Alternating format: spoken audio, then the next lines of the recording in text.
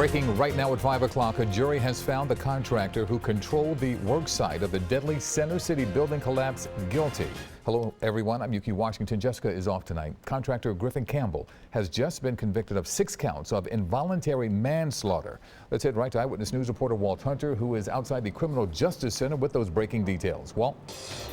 Tied up, stabbed, and kidnapped. A community on edge as one suspect in a violent home invasion remains at large this noon. After months of deliberating, Vice President Joe Biden announced today he is not running for president in 2016. Biden says time has run out to mount a winning campaign for the Democratic nomination.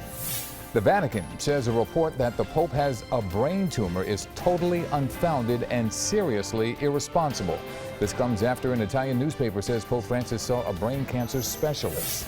3 police officers risked their lives overnight to save a man trapped in a burning home in North Philadelphia. Those officers and a firefighter were taken to the hospital with minor injuries, but were able to free the man from the blaze. The scope of the papal visit is challenging organizers to get an unprecedented number of religious pilgrims, if not close to Pope Francis, at least to be able to see him. Giant video screens, jumbotrons, will be set up, and as Pat Chiraki reports, one company in Pottstown is inundated with thoughts of the Pope on the big screen. It's historic, and we're just extremely blessed to be a part of it. Blessed and a bit crazed.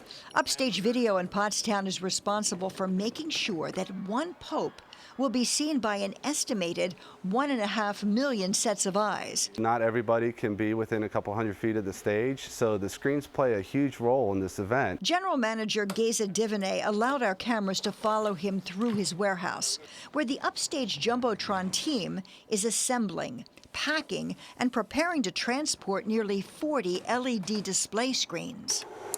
World Meeting of Families Executive Director Donna Crilly-Farrell has planned jumbotrons to stretch beyond the key areas of the papal visit. From the papal altar on Eakins Oval to City Hall's porticos to South and North Broad Streets, jumbotrons will begin programming on Saturday the 26th at 6 a.m. Programming on 10-foot by 17-foot screens. Each jumbotron has 350,000 pixels, each illuminating a unique color combination of red, green, and blue to make crystal clear video on a large scale. Divinay tells us even beyond the great visuals, the screens will be able to disseminate vital information involving security and weather warnings. Anything basically that needs to be communicated through the crowd can be done via the audio and the screens. Millions of pieces coming together so any individual who braves the crowds and security fences can look up and experience the historic steps of Pope Francis in Philly. With this chilly weather, many of us are getting out our warmer clothes, and you might not be too happy with that old sweater or jacket, but don't head to the department store just yet. You can update your wardrobe without spending a lot of money. Our Victoria Woodle tonight gives a local woman a surprise makeover and a new segment we are calling Nifty Thrifty. Fall season is now upon us, and it's all about breaking out the layers. But the last thing you want to do is break the bank. I need that money for pumpkin spice lattes. So we've got $50, 1 hour to shop, and we're getting nifty thrifty right here at the thrift store. But first, we need to find someone to give a makeover to. Let's go. Don't believe me? I set out to make a nifty thrifter out of one lucky lady on her lunch break. How would you feel if I gave someone a quick ambush makeover, nifty thrifty style, on CBS 3? What?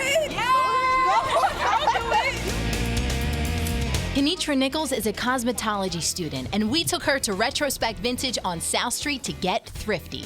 We're gonna get nifty thrifty for $50, and it's all about fall fashion. We've got 1 hour to shop before you have to go back to school. Yes. Let's go. So I think what would be great would be a dress for you. I'm thinking, do you like blue? Yes. Yes? I like blue. You like blue? Do you see anything that you like? And this would be awesome. It's really thick. I love how it has the zipper in the back. That should be beautiful on you. Although a solid colored long sleeve dress is the perfect fall essential, investing in a printed coat adds a touch of fall spice. Plaid's a great go-to print for fall just because it's cozy, yet it makes a bold statement. So something like this. This would be awesome. And since thrift stores are full of surprises, this chic plaid coat was actually a robe. After a few swings through the rack, and some more digging, I think this is beautiful. I feel like it's rich looking, and for $3, I mean, come on. And it matches the blue in this plaid. Really good. Kenitra's hands were full of fall flair, and it was time to put it all together in the dressing room.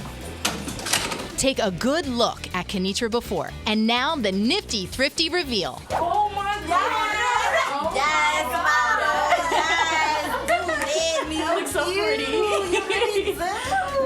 Oh my God, that looks really amazing. This is gonna be your new look. So $5.99 for the boots, $18 for this jacket, $16 for the dress, and $3 for the necklace. If you were counting with me, that's a complete outfit for under $43. And just like that, the thrifting experience became priceless.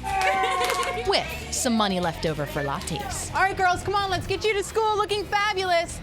For more tips and tricks for your life, for your fashion, go to cbsphilly.com/thrifty. We've got it all, and that's nifty. Time for pumpkin spice lattes. Hurry before the bell rings. Well, we have been talking about Powerball fever a lot today. Yes, we have. And experts say there is a real health consideration with the big jackpot when it comes to your brain. Health reporter Stephanie Stahl is here to explain. A lot of people going, all right, what's the deal here? Right. Yeah. I'm not going to win, but I maybe can. I'm not going to win. And everybody's got the winning ticket. Sure. The winning ticket. You know, many of us are dreaming about that $1.5 billion jackpot, but the chances of winning are very slim. So our brains are kind of juggling the reality of probable loss with the fantasy of instant riches, and it can get kind of complicated. Our brains aren't wired to think about probability. And maybe for good reason. The odds of winning tonight's jackpot are about 1 in 292 million. I hear I have a better chance of being struck by lightning. But that's not stopping many people from dreaming. I'm going to pay my house off, buy my daughter a house for her and her kids. So if we know we're not likely to win, why are so many people still playing? We understand the chances aren't that good, but we can delude ourselves that, hey, I've got as good of a chance as anybody. Why not me? Experts say there's a part of our brain where fantasy is almost as good as reality. Hormones are released when we think about what we could do with all that money, and that can actually make us feel better. Yeah, this the winner. But for those who spend too much of their income on lottery tickets, it could be a sign of a gambling problem. It's low-level gambling if you're kicking in a couple of bucks, but I've also talked to people who are spending $100, $200 a week, and they think this is how they're going to make their living. That becomes problematic. Yeah, got to keep that part under control. Now, that feel-good brain chemical dopamine that gets ramped up with lottery dreams can actually motivate people to buy extra tickets. So experts say people dream big, but it is important not to overspend or spend more than you can afford. Ooh, I saw a lot of dopamine overload today. Oh my gosh. Bye. Yeah. Yeah, you just got to be reasonable about it. Yeah, but it's so fun to dream. What are you going to do with the money? Right. And It is. So what are your numbers? Oh, I'm not telling. Well, I'm going to share with everybody. I'll share with the whole news. Yeah, we'll see if we see you tomorrow, Stephanie. Thanks so much. Thanks, Steph.